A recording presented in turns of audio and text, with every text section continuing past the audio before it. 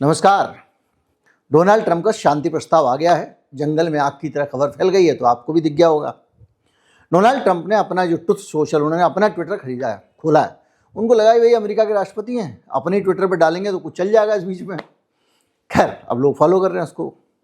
लेकिन इन्होंने जो लिखा वहाँ पर वो ये लिखा है कि हमारी बातचीत चल रही है ईरान के साथ में, और बड़ी अच्छी बातचीत चल रही है, और very good and productive talks चल रही है।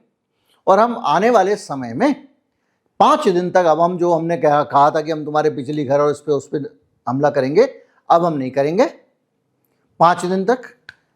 और हमारी बातचीत चल रही ईरान से, और अगर ये सब कुछ ऐसे ही रहा, जैसा चलता रहा, तो ये वॉर से हम हट जाएंगे, ये वॉर खत्म हो जाएगा। मतलब कुल मिला के उन्होंने ये कह दिया कि भैया अब हमने 5 दिन का समय ईरान को दे दिया, क्योंकि वो हमसे बात कर रहा है।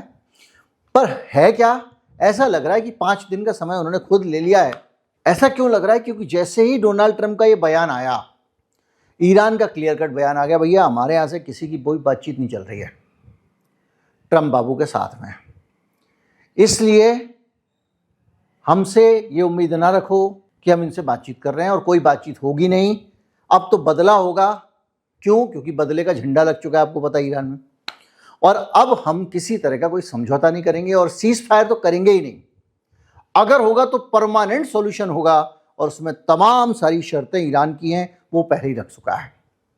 सारे प्रतिबंध हटाने पड़ेंगे, दोषियों को सजा देनी पड़ेगी, और वॉर में जो नुकसान हुआ है उसका हर्जाना भरना पड़ेगा, क्योंकि वार आपने शुरू की है, आप ही वापस करो। मतलब घनघोर बेइज्जती नेक्स्ट लेवल टाइप का मामला है। अब हम समझेंगे कि डोनाल्ड ट्रंप ने अचानक ऐसा हथियार समर्पित करने वाला बयान क्यों दिया, क्या कारण है, और इससे क्या असर पड़ने वाला है। तमाम सारी बातों पे बातचीत करेंगे। मैं हूं गिरिजेश वशिष्ठ, आप देख रहे हैं नॉकिंग न्यूज का यूट्यूब चैनल।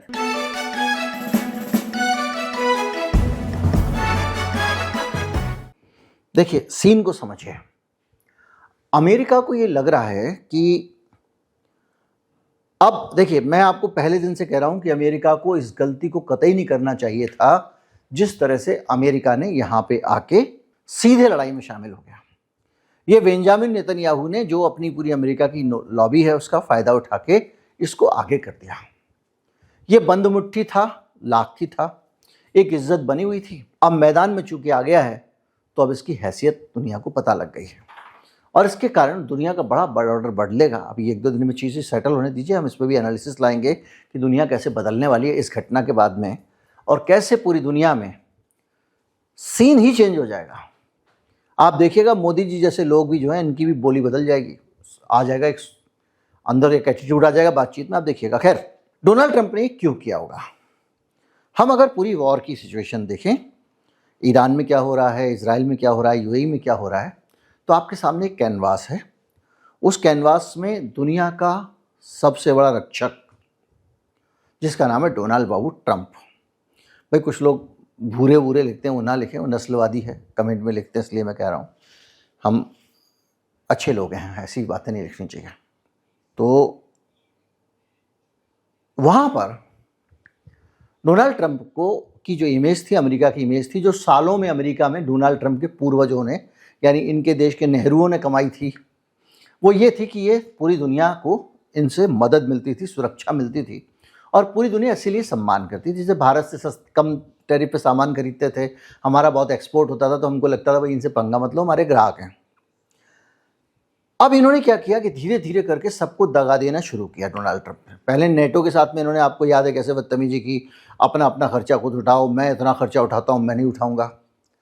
इस वॉर के आने के बाद तो इनका वो पूरा का पूरा चेहरा और सामने आ गया। लड़ने तो ये दूसरे के लिए गए थे, लेकिन जापान को अकेला छोड़ा है। वहां पर जो इनका युद्धपोत खड़ा हुआ था, उसको उठा लाए। कहाँ पे? खाड़ी में। भैया ईरान से झगड़ा हो रहा है, अभी हमको यहाँ नहीं, अभी हमको कट्टे तमंचे वहाँ चाहिए, उठा लाए। साउथ कोरिया को किम जोंग उन के सामने छोड़ के वहाँ से थाड उठा लाए, जो उनका एयर डिफेंस सिस्टम था। तो ये पूरे एक तस्वीर बनी, ये आदमी तो हमको कोई संरक्षण ही नहीं दे रहा है। और यहाँ पर मिडिल ईस्ट में भी अब लेके आए हैं, तो ये अपनी जान बचाने के लिए लाए हैं, क्योंकि इनके एम्बेसीज एक के बाद एक उड़ाई जा रही हैं, कहीं इराक में, कहीं यहाँ, कहीं वहाँ।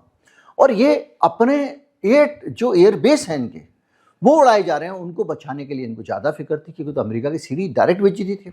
और ये जो जितने मिडिल ईस्ट के देश हैं जो इतने लंबे समय में इनके पिट्ठू बने हुए थे, जिन्होंने अपने देशों के अंदर इसलिए इनको एयर डिफेंस सिस्टम लगाने दिया कि भाई अगर यहाँ हमारे पास घर में तब तो बंदूक तमंचे रखे होंगे तो दुश्मन हमारे ऊपर हमला नहीं करेगा, तो वो भी बुरी तरह पिटे हैं। सबके अंदर गहरे घुस के हमले हुए हैं और डोनाल्ड ट्रंप ने इनमें से किसी की रक्षा नहीं की। अगर किसी का थोड़ा साथ दिया तो इजराइल का दिया। तो एक पूरी दुनिया का भ्रम टूटा है कि अमेरिका के चरणों में जाओगे तो हमारे लिए काम करेगा। वो जो पाव बना हुआ था डोनाल्ड ट्रंप, उसकी वो इमेज खत्म हो गई। तो ये पूरा जो मिडिल ईस्ट का सीन है, इसमें सारे देश कह रहे हैं भाई तुम रहने दो यार, क्यों पंगे करवा रहे हो यार, हम बहुत मार खा रहे हैं तुम्हारे चक्कर में। हाँ, वो आके हमको थप्पड़ मार के चला जाता है, तुम भाग जाते हो। तो ये जो सिचुएशन है ना, तो ये चाहे कतर हो, ओमान हो, सऊदी अरेबिया हो, यूएई हो, ये सब कह रहे हैं हम तो तबाह हो जाएंगे, ये बस करो, ठंड रखो। अच्छा, डोनाल्ड ट्रंप ठंड रखने की तरफ बढ़ता है, फोन करता है, भाई पुतिन भाई थोड़ी बातचीत करा दो यार, बहुत टेंशन हो रही है।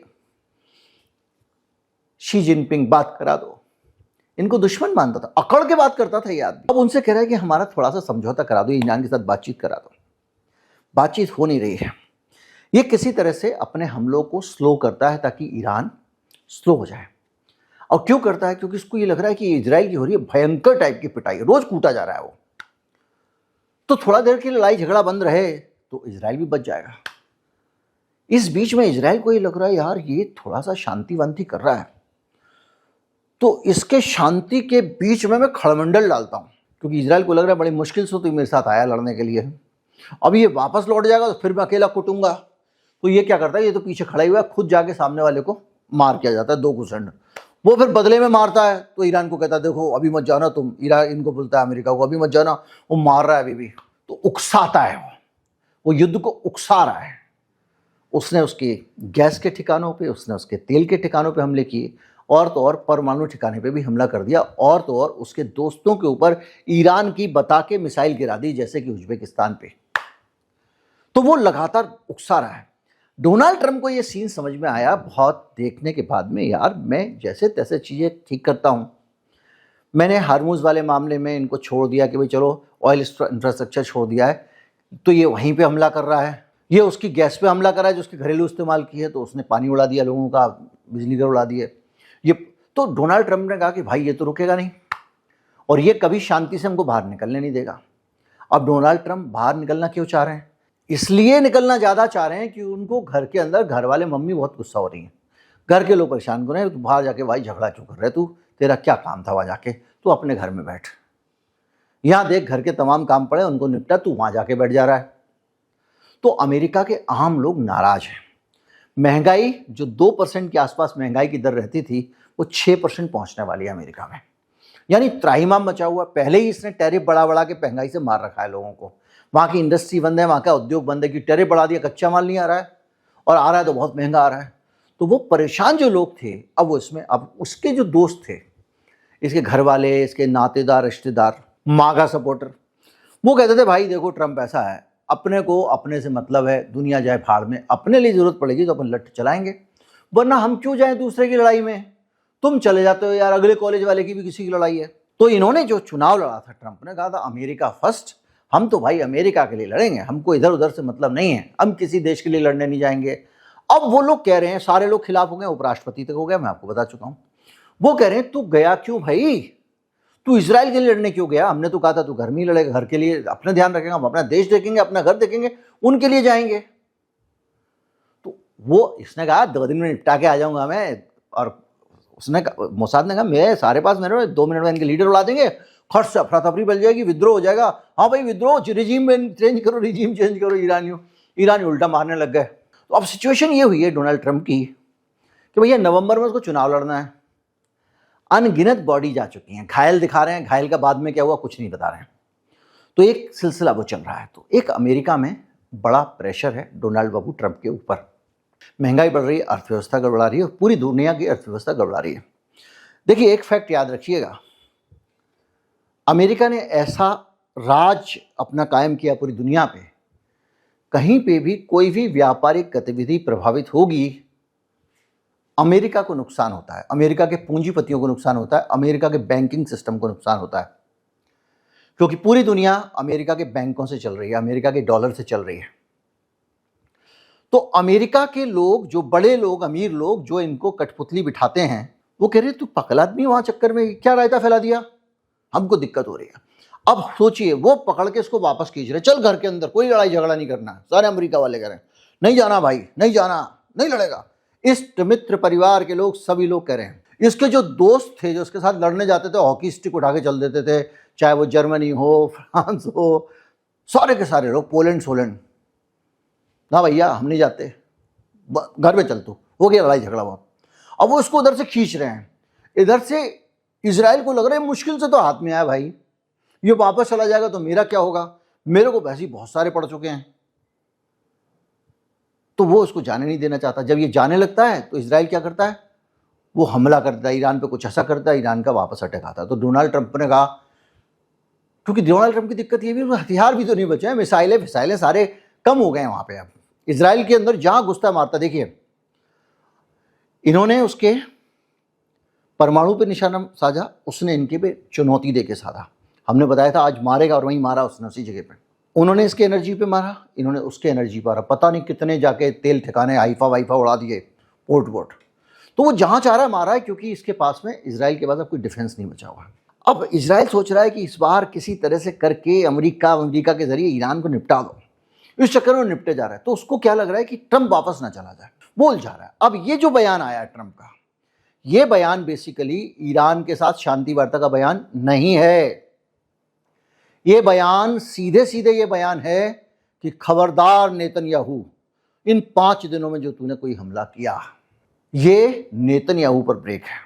ईरान ने कह दिया हमारा कोई युद्ध विराम नहीं है, हम कुछ भी नहीं है। अब सबसे बड़ा सवाल जो हमको इन 5 दिनों में देखना है, हमारे लिए समझने का है, जिसके नज़रिए से, जिसकी बातों से हमको आगे का एनालिसिस समझने में मदद मिलेगी, वो ये है कि इन 5 दिनों में ईरान ने भी कह दिया है कि हमारी कोई बातचीत नहीं हो रही है भाई इनके साथ में, ठीक है। तो अब 5 दिन डोनाल्ड ट्रंप ने तो कह दिया हम हमला नहीं करेंगे इनके उस पर। तो क्या इजराइल और डोनाल्ड ट्रंप चुपचाप बैठेंगे? बड़ा सवाल है। दूसरा, अगर युद्ध विराम की घोषणा हुई है तो क्या एक तरफा युद्ध विराम है ये? तो क्या ईरान जारी रहेगा, वो अपनी तरफ से बॉलें डालता रहेगा, या फिर वो केवल बैटिंग करने के मूड में है कि उधर से बॉल आएगी तो मैं मार दूंगा, वरना मैं आराम से बैठूंगा, क्योंकि उसको टाइम बाई करना है। और डोनाल्ड ट्रंप का आइडिया ये है कि अब इधर से हमला होने लगे तो हम जवाब देने लगें, ये भी रणनीति हो सकती है। पर सिचुएशन जो है वो बड़ी साफ साफ ये है, इन 5 दिनों में अगर ईरान के हमले जारी रहते हैं तो एक अलग तस्वीर निकल के आएगी। उसके बाद रोने गाने, छाती पीटने और पूरी दुनिया के सामने गिड़गिड़ाने, सहयोग मांगने के सारे ऑप्शन खुल जाएंगे डोनाल्ड ट्रंप और नेतन्याहू के लिए। अगर ईरान हमला नहीं करता है तो उनको तैयारी करने का एक नया मौका मिल जाएगा, क्योंकि उनके यूएसएस गिराल्ड और ये वो तमाम सारे अब्राहम लिंकन वगैरह सब यहाँ से टूट फूट के जा चुके हैं, अमेरिका पहुँच गए। यानी अमेरिका भी बहुत बुरी तरह से कमज़ोर हालत में है, इजराइल भी कमज़ोर हालत में है। तो ये 5 दिन ईरान के लिए ये भी हो सकते हैं कि वो बुरी तरह से इनके ऊपर आक्रमण कर दे। कैसे हो सकते हैं? आपको मोदी जी का एक आइडिया याद होगा, कौन सा वाला? बोले हवाई जहाज बादलों के बीच में घुसा के ले जाऊंगा, राडार नहीं देख पाएगा। उन्होंने गलत बयानी की, राडार हवाई जहाज मैं देख लेता बादल के अंदर। लेकिन ईरान में एक अलग चीज हुई है, आपका राडार सारी जमीन पर नजर नहीं रखता है, आपको जहां अंदाजा होता है वहां ज्यादा पकड़ता है। इन्होंने क्या किया कि तेल के कुओं में लगाई आग, उससे ईरान के आसमान पे धुआं भर गया। पिछली बार आग लगाई थी तब भी उस अंधेरे का फायदा उठा के, उस धुएं का फायदा उठा के, जब आसमान से ऑप्टिकल तरीके से नहीं देखा जा सकता था, राडार के जरिए देख सकते थे। अगर आप बड़ा काफिला जा रहा है तो आप इंफ्रारेड से देख सकते थे, हीट सेंसिंग करके, पर बाकी तरह से नहीं देख सकते थे। तो उस काले धुएं का फायदा उठा के ईरान ने बहुत सारी रिपोजिशनिंग की, जो कुछ बाहर निकालना था, जो रखना था, वो सब कर लिया। अभी इन्होंने फिर 2 दिन पहले फिर तेल के कुएं में आग लगा दी। अब वहां पर फिर काले बादल हैं, उस काले बादल के बीच में ईरान ने फिर अपनी पूरी की पूरी स्ट्रेटजी को रिपोजिशन किया है। या फिर डोनाल्ड ट्रंप को लग रहा है कि जब तक ये काला धुआं नहीं हटेगा तब तक मामला एक तरफा रहेगा, जो मारना है वो मारेगा, हम नहीं मार पाएंगे। इन 5 दिनों को एक तरफ रख देते हैं ताकि ये धुआं हट जाए, ये भी चाल हो सकती है। पर जो भी हो रहा है इस युद्ध में, इन 5 दिन में हमको पता लगेगा कि युद्ध किस करवट बैठने वाला है। लेकिन ध्यान रखिएगा, डोनाल्ड ट्रंप बहुत धोखेबाज आदमी है। ईरान को बातचीत के झांसे में फंसा के रखा इजराइल ने, और उन्होंने इधर बातचीत चल रही थी, उधर धमका दे दिया, कर दिया हमला। तो वो भी कर सकता है। तो 5 दिन जो ये होने वाले हैं, इनमें क्या होता है, कल क्या होगा, परसों क्या होगा, उससे हमको समझने में मदद मिलेगी कि ये वॉर किधर जा रही है। नमस्कार, जय हिंद।